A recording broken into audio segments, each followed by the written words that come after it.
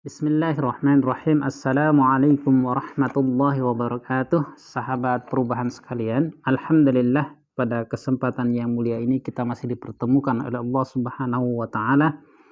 Pada kesempatan kali ini saya ingin menyampaikan suatu cerita lagi, satu kisah yang berkaitan dengan masalah motivasi belajar. Cerita ini pada zaman dahulu ada seorang santri meminta izin kepada orang tuanya, ibunya untuk belajar di pesantren, salah satu pesantren. Dia minta izin kepada ibunya, kemudian menuntut ilmu dari satu guru ke guru yang lain, kemudian dari satu pesantren ke pesantren yang lain. Suatu ketika dianggap sudah selesai masa belajarnya, si santri ini pulang ke kampung halamannya. Akhirnya dia bersama satu rombongan, satu kafilah menuju ke kampung halamannya. Pas di pertengahan jalan mereka dihadang oleh sekelompok perampok yang ingin mengambil harta bawaan kafilah ini ataupun rombongan ini. Semua barang-barang yang ada di rombongan itu mereka geledah. Perampok ini menggeledah satu persatu. Saat giliran terakhir adalah harta ataupun bawaan si santri ini. Ya, ketika perampok membuka barang-barangnya, kemudian melihat ternyata mereka tidak menemukan harta yang berharga menurut pandangan perampok ini, melainkan hanya catatan-catatan si santri ketika saat belajar di pesantren dahulu. Nah, dengan kesalnya, dengan kecewa, para perampok ini berkata, al-ilmu fis sudur, la fis sutur. Al-ilmu fis sudur, la fis sutur. Ilmu itu letaknya di hati, bukan pada catatan. Dari perkataan perampok ini yang sangat berkesan di hati santri ini, akhirnya semula si santri hanya belajar mencatat, kemudian dia berubah pola pikirnya dari belajar, kemudian memahami isi dari ilmu yang dia catat, kemudian menelaah, ataupun menganalisa dari apa yang dia pelajari. Sahabat perubahan sekalian, ada beberapa pelajaran yang bisa kita ambil dari kisah ini. Yang pertama, bahwa belajar ilmu atau mendapatkan ilmu itu tidak harus di sekolah formal ataupun di pondok pesantren. Kita bisa mendapatkan ilmu dari mana saja, baik itu dari jalanan atau bahkan dari makhluk ciptaan Allah Subhanahu wa taala yang lainnya. Dari kisah tadi, si santri ini mendapatkan salah satu ilmu yang sangat berharga, yaitu dari perampok, berupa perkataan al-ilmu fis sudur, la fis sutur. Ilmu itu letaknya di hati, bukan pada catatan. Akhirnya dengan perkataan perampok tersebut membuat pola pikirnya si santri ini berubah.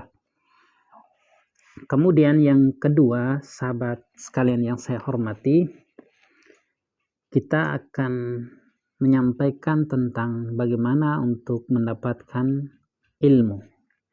Yang pertama, untuk mendapatkan ilmu yaitu dengan belajar kepada guru ataupun orang lain.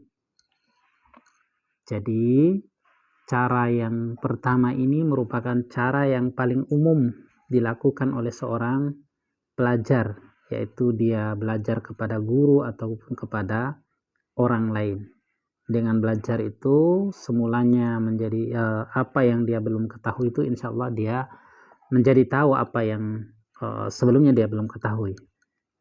Kemudian yang kedua yaitu diajarkan langsung oleh Allah Subhanahu wa taala. Jadi bisa saja suatu ilmu itu diajarkan langsung oleh Allah Subhanahu wa taala kepada orang yang bersangkutan atau kepada si pelajar itu yang mau belajar tentunya. Maka Allah Subhanahu wa taala mengajarkan langsung kepada orang tersebut. Yang saya berbicara ini tentunya lebih fokus kepada ilmu agama. Kemudian yang ketiga yaitu ilmu didapat dengan cara beramal. Jadi memang ilmu bisa didapati dengan cara beramal. Hal ini khususnya ya mungkin akan lebih banyak dijumpai oleh guru ketika dia mengajar. Saya sendiri alhamdulillah dengan memberikan pelajaran ataupun mengajarkan ilmu kepada orang lain, saya mendapatkan juga ilmu dari santri ataupun murid-murid saya. Sehingga hadis Rasulullah Shallallahu Alaihi Wasallam mengatakan bahwa ilmu bisa didapat atau seseorang bisa mendapatkan ilmu dengan cara mengamalkan ilmu itu kepada orang lain. Sehingga kita tidak usah pelit dengan ilmu yang kita miliki. Insya Allah ilmu yang kita berikan, kita ajarkan kepada orang lain, insya Allah akan kembali kepada kita. Kemudian yang keempat yaitu ilmu didapat dengan cara bertakwa kepada Allah Subhanahu wa taala. Ini Allah sendiri yang berkata demikian di surah Al-Baqarah ayat 282, "Wattaqullaha wa yu'allimukumullah wallahu bikulli syai'in alim."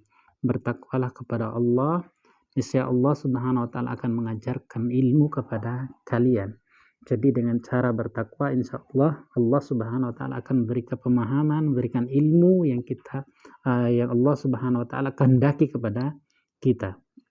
Kemudian yang berikutnya, sahabat perubahan sekalian yang saya hormati, yaitu kita akan berbicara menyampaikan sedikit tentang keutamaan belajar ilmu dan mengajarkannya. Saya mulai dari keutamaan belajar ilmu. Rasulullah Shallallahu Alaihi Wasallam dalam salah satu hadisnya bersabda, "Man salaka tariqan yaltamisu fihi ilman, sahhalallahu lahu bihi tariqan ilal jannah." Barang siapa yang melangkahkan kakinya dari rumah untuk menuntut ilmu, maka Allah Subhanahu wa taala akan memudahkan langkahnya jalan menuju surga. Jadi salah satu keutamaan menuntut ilmu yaitu dengan menuntut ilmu insya Allah di akhirat nanti Allah Subhanahu wa taala akan memudahkan kaki kita, memudahkan langkah kita jalan menuju surga. Kemudian yang kedua yaitu ketika orang sedang berjuang ataupun sedang belajar untuk menuntut ilmu, maka orang tersebut dianggap sedang berjuang atau sedang berjihad di jalan Allah Subhanahu wa taala. Sabda Rasulullah, "Man kharaja fi talabil ilmi fahuwa fi sabilillahi hatta yarji'." Barang siapa yang keluar dari rumahnya untuk menuntut ilmu, untuk belajar ilmu agama, maka orang tersebut dianggap sedang berjuang, sedang berjihad di jalan Allah Subhanahu wa taala sampai dia kembali ke rumahnya. Jadi sehingga ketika seorang itu keluar dari rumah, selama dia dalam proses belajar itu, orang tersebut dianggap berjuang di jalan Allah, sedang berjihad di jalan Allah Subhanahu wa taala sampai dia kembali. Sehingga secara otomatis selama dia menempuh ilmu itu insya Allah mendapatkan ganjaran dari Allah Subhanahu wa taala. Kemudian yang ketiga, keutamaan kita menuntut ilmu ini bahwa kita ketahui ilmu ini merupakan warisan para nabi. Semua nabi ketika wafat tidak meninggalkan dirham ataupun dinar, tapi mereka meninggalkan ilmu. Sehingga dengan belajar ilmu, khususnya ilmu agama, maka sungguh orang itu telah mendapatkan warisan dari para rasul Allah Subhanahu wa taala. Kemudian saya akan menyampaikan sedikit tentang keutamaan mengajarkan ilmu itu kepada orang lain. Bahwa orang yang mengajarkan ilmu, belajar dan mengajarkan ilmu, insya Allah para makhluk Allah Subhanahu wa taala baik itu di laut, di darat maupun di udara akan mendoakan kebaikan untuk orang yang belajar atau orang yang menuntut ilmu. Nah, kemudian berikutnya yaitu orang yang belajar ilmu agama atau orang yang dimudahkan oleh Allah Subhanahu wa taala belajar ilmu agama, maka dia akan dipahamkan tentang ajaran Islam, tentang ajaran agama. May yuridillahu bihi khairan yufaqihu fid din. Barang siapa yang dimudahkan ya, dilapangkan Allah Subhanahu wa taala bagi dia orang tersebut, maka Allah Subhanahu wa taala akan memudahkan bagi dia untuk memahami ilmu-ilmu agama. Sehingga bersyukurlah kepada teman-teman semuanya, sahabat sekalian, ketika diberi kemudahan oleh Allah Subhanahu wa taala betah di majelis ilmu untuk belajar ilmu agama. Percayalah, yakinlah bahwa itu merupakan anugerah dari Allah Subhanahu wa taala yang tidak diberikan kepada semua orang. Sahabat perubahan sekalian yang saya hormati, jadi itu tadi berkaitan dengan masalah cara belajar ilmu untuk mendapatkan ilmu dan beberapa keutamaan belajar dan mengajarkan ilmu itu kepada orang lain. Oleh sebab itu, saya selalu menganjurkan kepada teman-teman yang sudah memiliki ilmu, tidak usah sungkan-sungkan atau tidak usah malu untuk menyebarkan ilmu itu kepada orang lain. Mudah-mudahan dengan kita sebarkan ilmu itu kepada orang lain, bisa menjadi amal jariah bagi kita semuanya. Sebagaimana sabda Rasulullah sallallahu alaihi wasallam, "Idza matal insan inqata'a amaluhu illa min thalathin, shadaqatin jariyatin aw ilmin yuntafa'u bihi aw waladin sholihin yad'u lah." Ketika setiap anak Adam meninggal, manusia meninggal, maka semua amalannya terputus kecuali 3 perkara. Ya, yaitu sedekah jariah, ilmu yang ditularkan atau disampaikan kepada orang lain sehingga orang itu juga menyampaikan kepada orang lain sehingga terus menerus secara estafet, ya, tidak pernah berhenti.